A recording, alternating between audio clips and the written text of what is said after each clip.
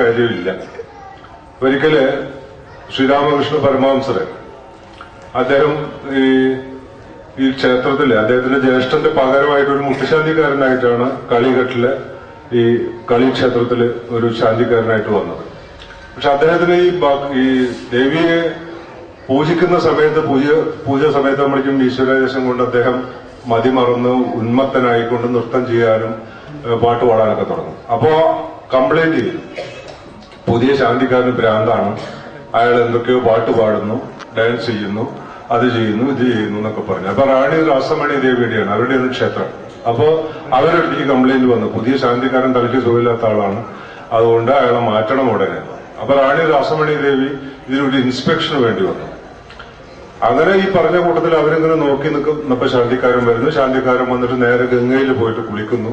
കുളിച്ചതിന് ശുദ്ധം ചെയ്തിട്ടാണ് ഈ ശാന്തിക്കാരൻ വരുന്നത്. വന്നിട്ട് കയ്യിലെന്തോ ഒരു പഴമൊക്കെ ഉണ്ട്, അതങ്ങനെ നിലത്ത് വീണു. നിലത്ത് വീണപ്പോ ആ മണ്ണിലൊക്കെ ഇട്ടിട്ട് അത് കുഴച്ചു, നിവേദ്യം പോലെ വീണ്ടും ഇതിനകത്തേക്ക് പ്രവേശിച്ചു, ശ്രീകോവിലിനകത്തേക്ക് പ്രവേശിച്ചു. ദേവിയുടെ ചുറ്റും വീണ്ടും നടന്ന് പാട്ടുപാടി.